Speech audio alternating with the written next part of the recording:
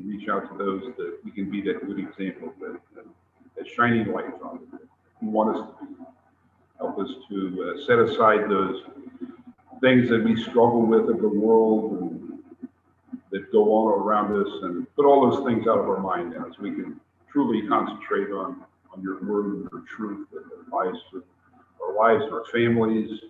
We can encourage our children, our grandchildren, to draw them closer to you. So grateful for this opportunity to be here to think about those things. We ask all these things, Father, in the Son, Jesus. We're still in our the heart of the matter. I thought it was just me. It was Juan had been filling in with me for 2 weeks, and it was a short chapter in the book called Peer Pressure, and so he said that he got halfway through or something like that.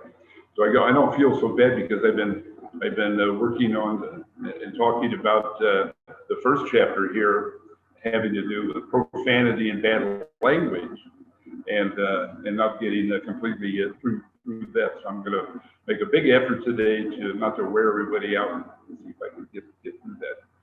But it's such an important subject of what we've got going on in our culture, and how the culture just continues in a downward spiral, and the moral and ethical conduct, anything to do with getting away from a godly lifestyle and following Christ. Are we following Christ? Are we following the Green New Deal? And so we need to be focused on the answer is Christ. Who's in control? God is in control. And so one of the things that we have been talking about again is leading by example. and this book, does everybody have this? I think we still have some out in the foyer, don't we? This is our study guide that we're using. No, we don't have any more. They're all gone. This is a book we're using. It's called The Heart of the Matter, and Dr. Harab, Focus Press, Think Magazine, goes through here, and he's laid out a number of things that are going on, in our culture, and it's not going to be a cultural thing necessarily for me, to where I'm going to be caught. I don't think I am, because I always say, you need to say things like that'll never happen to me, because it always happens.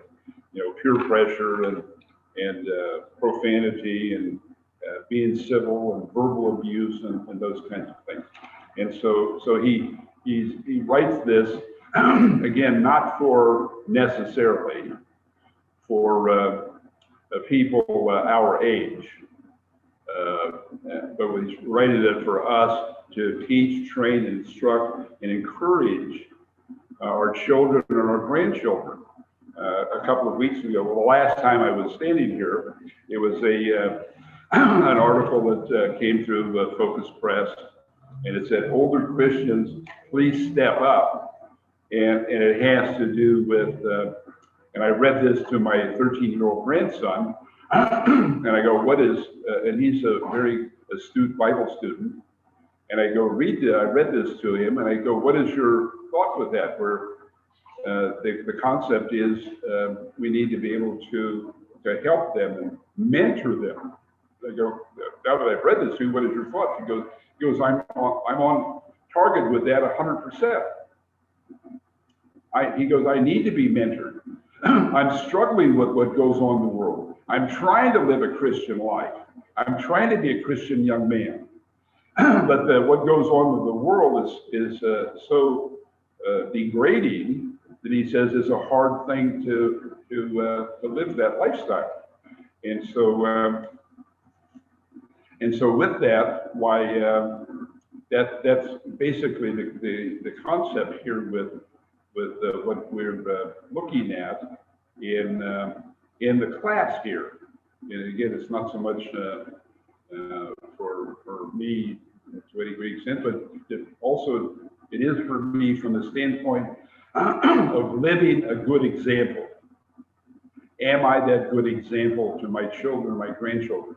I've got last weekend, I was with a different daughter that has 7 children, and 2 of them, 2 girls, one was turned 21 last Sunday, and one turned 18 yesterday or 2 days ago. And so both of them have boyfriends. And so a conversation came up when I was preparing to leave a week ago up there, and about marriage. And my son-in-law, you know, is a fireman, and he was talking about some of the people that he works with, the men he works with, and the absolute war zone that they have in a marriage relationship. And so we had a conversation about, you know, here we have the 2 young girls, and fortunately the young girls were with boys, but they didn't decide to go off with girls. And so I go, how do we protect these girls to where we're going to get a good man for them, and a faithful man, and a righteous man, and that's you know, talking about profiling and that kind of thing. But the other thing would be is, you know, as you know, I don't have a wife anymore. But if I were to move some old woman in with me, why then without a ring on her finger, and my granddaughter could say, well, I've decided to move in with my boyfriend. Where'd you get that dumb idea? Well, Grandpa's doing that. What's wrong with me? Grandpa's smoking marijuana, it's legal. Why can't I do it? Grandpa uses bad language. We have a class on language here today, profanity. Why can't I do that? The point being is, we need to be that example, practically above reproach. We all know that nobody, including me, especially me, is not perfect. And so we need to have that lifestyle where we can go to them and I can say, well, where did you learn that kind of language? That's not appropriate and acceptable for people to use. And you put that little silly nonsense idea out of your mind that you think you're going to move into your boyfriend.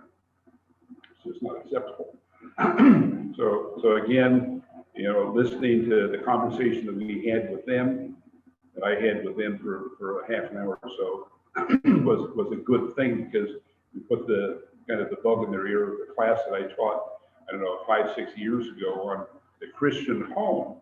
Who's in the Christian home? How do we find, you know, good Christian men and women, and that have a family, and that we have a husband and a wife relationship, and that kind of thing, and where they learn how to resolve issues and, you know, on a Christian basis and such. So we need to be that example. And again, I could have ignored that conversation, but I took the opportunity to try to mentor them and say, listen, you know, this is a real serious subject. I don't know what the numbers are today with marriages and divorces in America. Does anybody know? We do know this, that you know, young people are raised up in the church. 82% of them never, after they go to college, they leave home and go to college and never come back to church. And that's just nationwide. Does anybody know what the divorce rate is in America today? It's got to be high. It's got to be that high. I practically don't know anybody that, very few people, I have to think about it, that except a few that are here, that have been married and haven't been divorced yet. Go ahead, you got your hand up.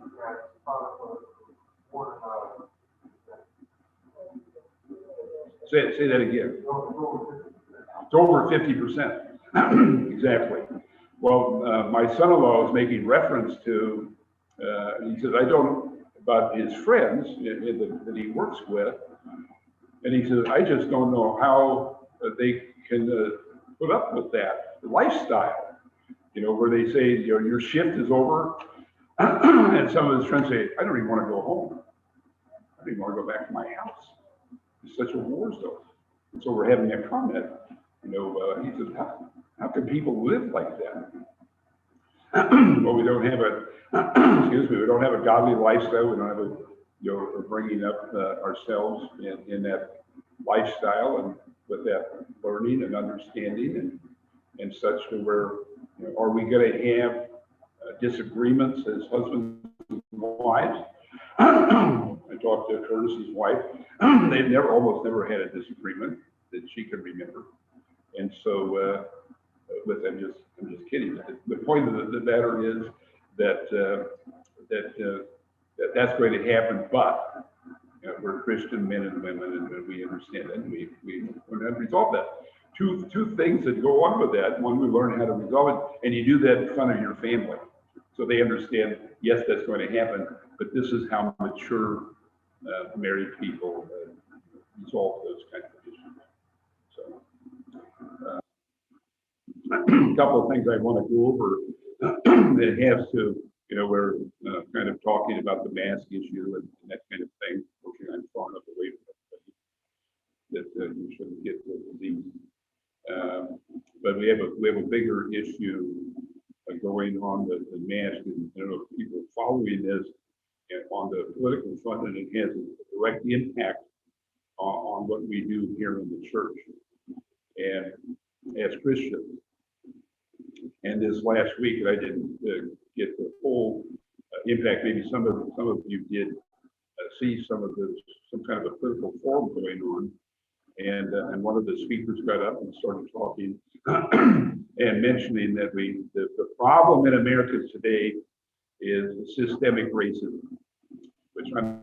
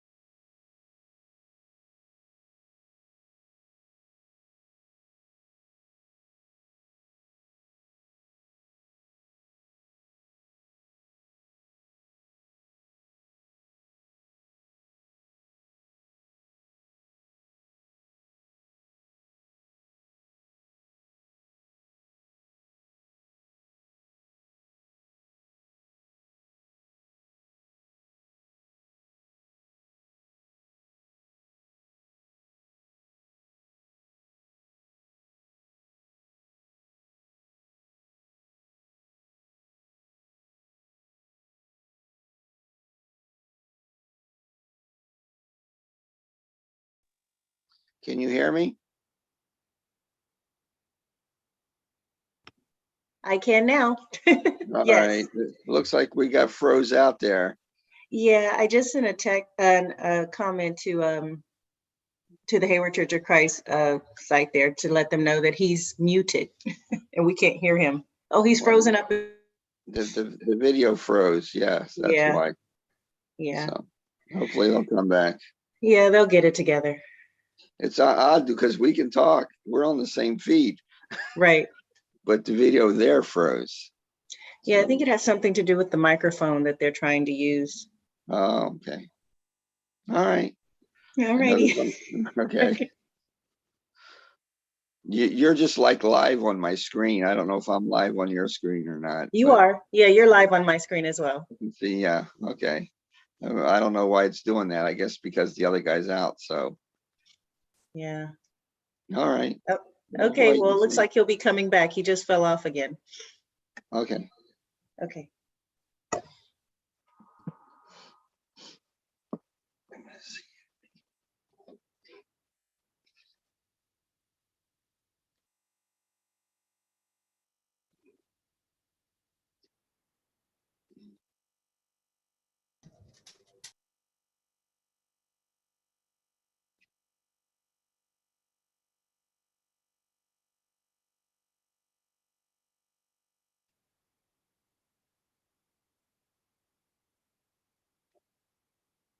Yeah.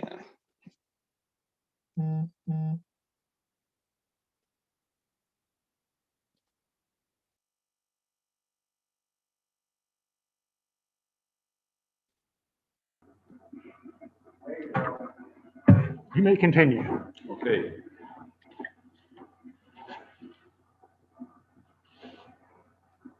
So those are some of the things that we need to think about.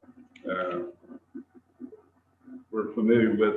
Again, I want to focus the class on what goes on, and it's for young people. It's for my grandchildren. It's for their parents. One of the things that I admit is when I go through, there's a group called the NCOSC that identifies what they call the dirty dozen. That those are streaming companies that you think it's things good for your kids, and then when you go on it, it puts you into porn or those kinds of things. And I'm not familiar with that, but they publish a list of what they call the dirty dozen, and TikTok is on it. So I thought that was wrong because I thought that got canceled. But this is just this week because it goes when you go onto it, and it's a Chinese-owned company that takes all your information.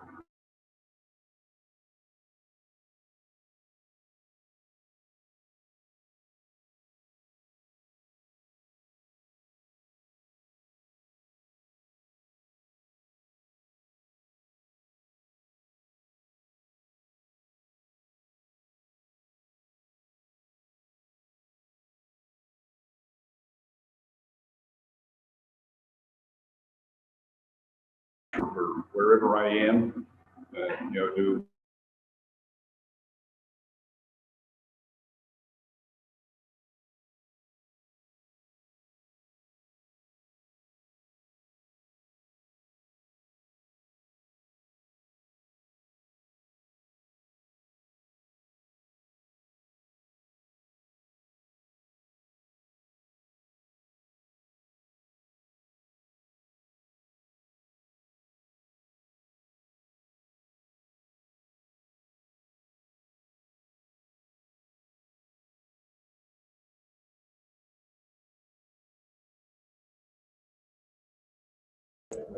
the basket on it, but on a lampstand that gives you a light. Sorry about that. We're having difficulties over here.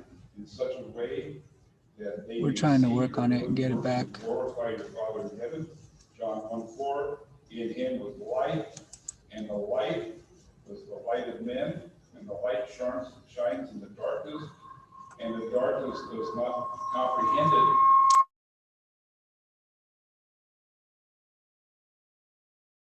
That we've ever been in a darker state in our culture than we are now. Can anybody think of a time when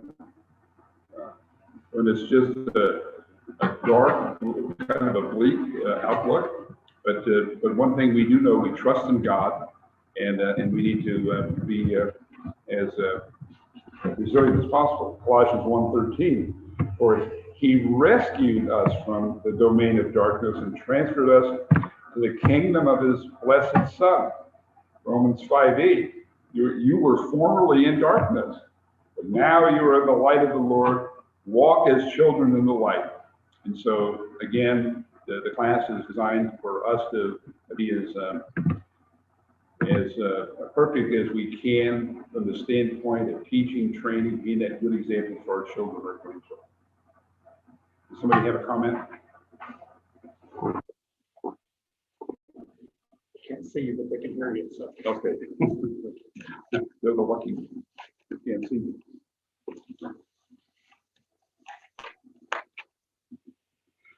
One other thing I wanted to bring up, this is from I was listening to a radio station on the way home, and he brought up the light of the world. We are the light of the world, and we are to reflect that light which Christ is. We are to copy it, we echo it, we mirror it, we repeat it, we reproduce it, we shine as that light. And we take after Christ, we demonstrate what he does, we display his lifestyle in what we do, and like that. And we have him, we show him in our lives. So one final thing, and it has to do with what we're talking about with Christianity, and that has to do with there's some Senate confirmation hearings. One of them is with Xavier Becerra, that was formerly here in California. It's now trying to be approved as the Health and Human Services in Washington, D.C. in the new administration. And with that, his background is promoting late-term abortions.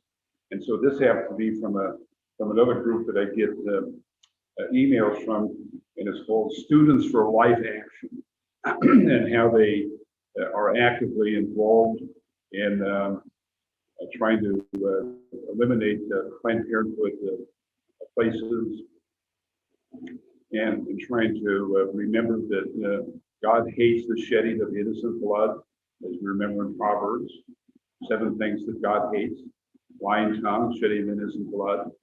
And so with that, I get an email from this woman, Kristen Hawkins, and she goes, "I have to tell you some bad news, that they were involved in sending out something like 2.5 million text messages to people that had influence in voting, not approving Becerra as the Youth and Health Services."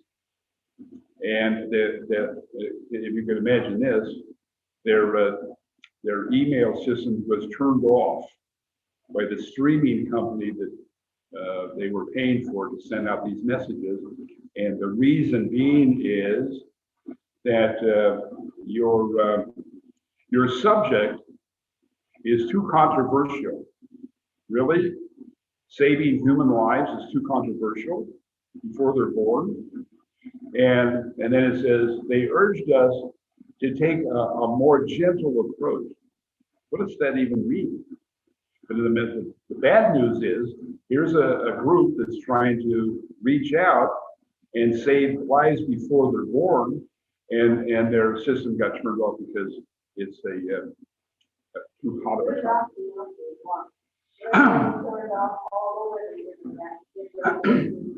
That are against what the main party is doing right now, like for the communist one. But I mean, there's also the look that you think that how young the people who don't support Second Amendment, Right, they get turned off. right, Different news stations that use on site, they're saying anything against the Biden or whoever, they get turned off. right. Yeah. That's why they're saying, don't go on Facebook and Twitter. So, yeah, the car, we're going to turn the car off. Right. You know, so everybody's going to something about on the platform. Right. You know, and everybody says, do it, we're on it, but they're not going to do it. Right. Because we'll lose everybody. What we're talking about is what I just mentioned about turning off a different, this specific one had to do with the right to life. A student group when I read this, isn't that neat? We have students now interested and have an organization called Students for Life, protecting unborn children. And then all they were doing was, sending out text to, some 2.5 or 2.6 million, I think we said here. And it just got turned off because it's not a popular topic. So our work is cut out, and we need to be, from up there. When Tim Brown gets up here, he needs to be really on it, talking about those subjects coming up. Is far more devastating in the long run than mass. So, let's turn over to our class and see if I can get done with it. This is only the 5th time I'm trying to finish it up.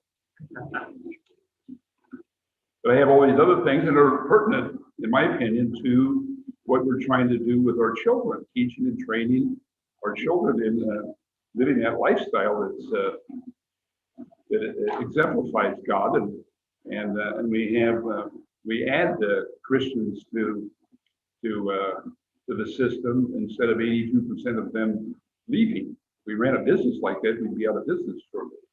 So, we have the truth. What are we missing? We have the truth. And so he writes here, and again, with that on page 10, as you found a book, and he calls it cursing, bad language, and of course he brings this up,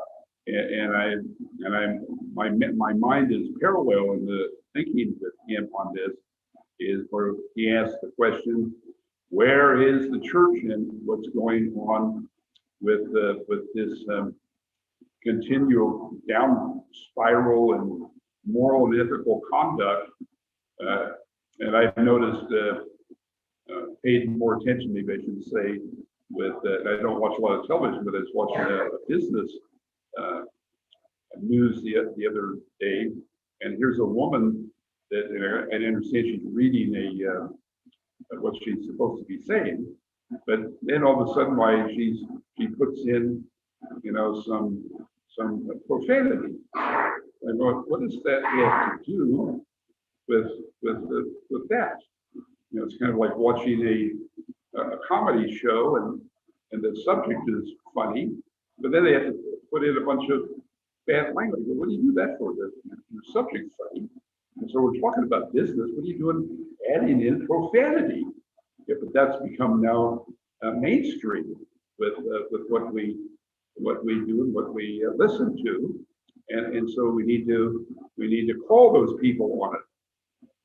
For example, I first got involved with the NCOSC, National Center on Sexual Exploitation, where there's a magazine called Cosmopolitan, and your checkout thing when you walk through the checkout line at Safeway or wherever, and they went to NCOSC, went to the Safeway stores, and I think it was Walmart where they went to them and had them remove all those magazines out of the checkout line. And so they're all gone. So is what we try to do impossible? Absolutely not. We can't be passive in what we do. So when we see these things, we should complain about them to the advertisers or whoever it is that's streaming this stuff out. Does that make sense? What we're not going to do is, that's too bad. Why do they have to say that? What I should be doing is getting, in their face and saying, I don't appreciate that kind of language. Okay, why can't you talk regular English? Anyway, where he brings it in here, and I, mentally agree with him. The standpoint is here having to do is where is the church in this concept? So let's look at some of the categories here. You have first 3 categories. First involves cursing God, and we're very familiar with the 10 Commandments and how you shall not take the Lord your God's name in vain, and it's 2 times, one in Exodus, one in Deuteronomy. And the other part here, make no mistake about it. You are not to ever curse God or to use His name in a derogatory fashion. And that's what we have going on a daily basis. I get emails where people were writing me an email on a business matter, and then they put OMG, oh my God. I go, what is that doing there? They don't even believe it. And they probably don't even believe in God. And they go, OMG, I go, why did you have to put that in there? Kind of thing. And or people just say, oh God, or Jesus this, Jesus that. So point being is, which we're going to look at some of these things here, that we're accountable for what we say, and will be judged by every word on that great and final day, great and terrible day. So it's a serious issue. It's a serious issue, and I call my grandkids on it, and they, one of them said the other day working with me, he said, "Oh God," I go, "What did you say? Why did you say that?" I didn't say that. And now you got two things: you lied. Either my ears or hearing's no good, or so we need to correct that. And so we need to, again, when we see that, correct it with our children or our grandchildren, because that's their culture. That's what the culture has become. Did we grow up that way? Absolutely not. But that's become our culture. We as Christians need to fix that. We need to be strong and diligent and unmovable. Go ahead. My daughter was in kindergarten back in the early 90s. I was to have a full-time job there. I quit my job to stay home with her. So I was second hand to help with the parents. Kindergarten, I'm just in kindergarten. And I'm sitting there, and the kids turn around, and I said something to them, and I told you shouldn't do that in the place. Oh, yeah, this is actually from camp. We did it. So I went to the teacher, and she said, what right? I said, I didn't stop before I could study word for word. And she said, you're not the first parent. It's like a couple months before you. They're not telling you we've done that. They literally had to have everybody come in for the rest of the year, this year. So he could come to, like I do, with another person. Right. Nothing. And you see stuff like that all the time. That's what, anyway. There's someone doing a code, one side, another thing, and they're walking down, and the mother is turn on the 2-3-year-old kid. And turn around and maybe people all of a sudden go, oh yeah, you tell them, but you tell them. How do you teach your child? And obviously there's no God in the house. Obviously. And we're talking about what goes on in the culture, specifically at the school level nowadays. And yeah, I understand that. Well, now it's even worse, but we're talking about, I'm listening to, I don't remember the name, and she's half my age, that she talking about what went on in school with her children and the profanity. I have to tell you one thing, when you're talking about that, when I was in grade school, I don't know, the 3rd or 4th grade, and the teachers we had were kind of like old school Mormons. And I remember this one case where, and I didn't hear what this kid said, and the teacher grabbed him by the ear, drug him off into the bathroom, and washed his mouth out with soap. Some of you guys ever see that in your school? Some of you are kind of my age. But and they actually, I go, what's going on there? She goes, I washed his mouth out with soap. He needs to clean his language up. It didn't come from there. Go ahead. Our son, very young, right after and he just like what somebody said. And I was walking this like the window, and I go out and talk to what he said. Oh, what he said. And I looked over at what he said. What he said. Oh, he said, hey. So I see what he said. Wrong. My son, my son a living place. Because right from my, let's take that word. His brother was he said, you want get in there, you're in trouble now. And that's the last time I've ever seen them all. And this is a soldier kid. Back then, you know, he's going to their body, but he wanted to be a soldier kid. Now, they don't call him out because, oh, he's Yeah. you know, don't read what the Bible says, you know, Well, when you raise a kid, like he's wrong. that is correct.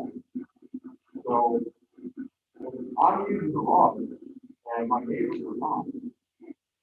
My kid is picked up from there. You're absolutely right. Talking about, again, culture, where the kids, oh, yeah. But I never expected my kindergarten time. Well, that's, they learned that from somebody. 2 years ago, I taught a class on porn and how that's crept into our culture. In fact, there's a class here that we're going to be doing later on about pornography. The average age for viewing pornography now in America is 8 years of age. That's the average. Where did that come from? Well, it didn't come in from my house. It came into the house. Some friend came in and said, "Hey, Jack, look at this." You know, and away we go. Go ahead, you got your hand up.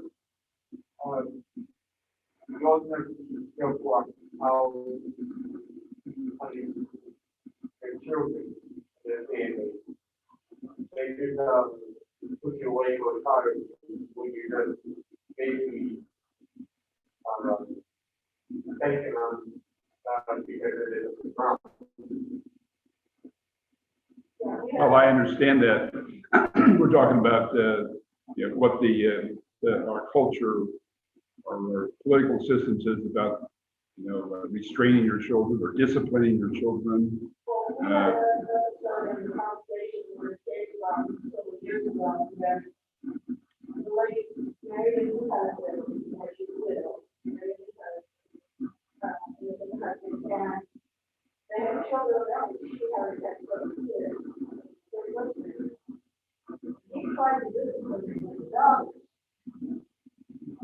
And she didn't like it. So she got, she terrorized her and called the police that he abused her. Well, then much to her surprise, and ended up, they took her out of the house and put her in the hospital.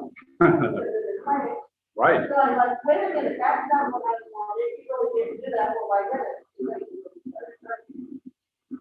But, you know, I think the idea that she even thought about using that because it was familiar with the culture. Oh, now she's practically acting arrested, you know, like, you don't want mommy arrested because she thanks you. Yeah, right. My father thanks you. But our world is so upside down and evil that they think it was supposed to be something to help children and bring them out of that situation. And now they started against their parents.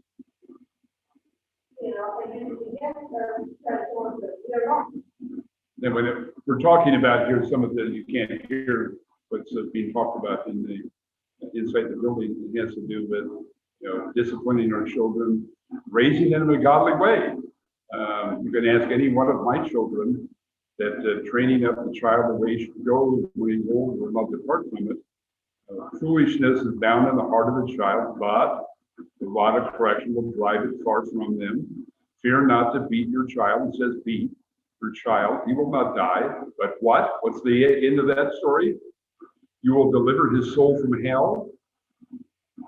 Are you raising the children to say, well, if I spank my child, somebody might come and think I'm abusing. You know, come on. And we're not going to roll over and play dead. You know, and not to train up the child in the way he should go. My daughter that works for me has her youngest, her son, only son, in there doing Zoom classes. And a week ago, I was heating something up in the microwave at lunch, and he was watching his class. He was taking crayons and breaking them in half. So I put my lunch and soup in the microwave, and I came back and I go, hey, how did all those crayons get broken? He goes, I have no idea. They were broke when I got here. So I have a little stick with his name on it. I came out and used it on him. And then he, later on, I'm eating lunch, he comes and sits next to me. He says, I need to talk to you. And he goes, talk away. He goes, I've decided a different way when you get mad at me that you could choose a shock collar instead of spanking me. I go, first of all, I'm not mad at you. I'm disappointed with you because you lied to me. And I don't hate you when you get mad at me. I'm not mad at you. Grandpa loves you. And if I didn't do this, you're going to grow up and you're 25 years old and you just think you can go do anything you want. That's not the way it is. So again, we have to draw the line. You know, am I afraid to spank him? Somebody comes in, see me spanking him, and then I'm going to get arrested. Arrest away. Have fun. But I'm not going to let these kids. Again, we're going to raise our children two different ways. God designs us to raise children. Foolishness is down in the heart of the child. He can't help it. That's just the way he is. And I'm not mad at him. I go, boy, that's a great thing. They go get through his brain, his thick head this time, and will make some sense, kind of thing. Okay, one last comment. My father, yeah, definitely for my dad, my mom wanted to say. One did something, the other one did something else, and so he walked up to me and said, "Oh, young, father, you're all young." Looked at him, and points the finger at him, goes, "Grandma, don't do that again." And I looked at the other one, and said, "Yeah, the devil is hard. That'd be so good for me, the same thing." And I'm standing there laughing my butt off because I think what he did me. Yeah. You know, I'm laughing at him, he was, yeah, real something. Yeah, well, and you know, one thing that I learned with my daughter is when she did, he would do something, and he goes, "Okay, mister, that's time out for you. Go stand over in the corner." And he's over there laughing.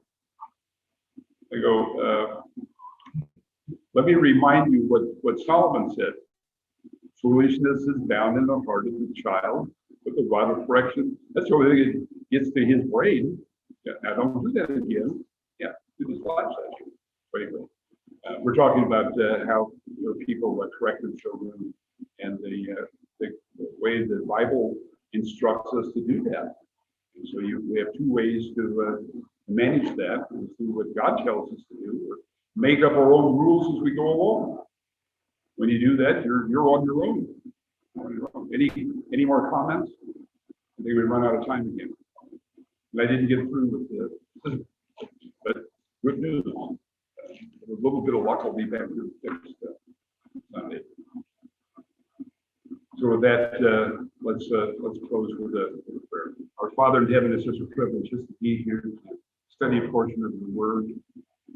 We are so grateful we can come and before you now, and as we prepare to enter into our worship service and singing songs and hymns to glorify you, the things we do, Father, at this point will bring honor to you. The message that we receive from our speaker rests upon our hearts, Father. We're able to dispel those things in the world, draw ourselves closer to you, able to be that example, that shining light in among us. Thank you for blessing us with this. In Jesus' name we praise you.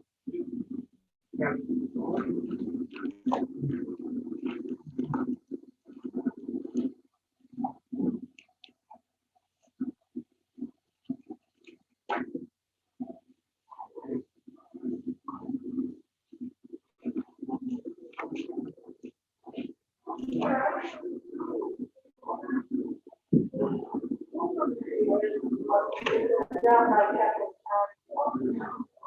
can you hear me?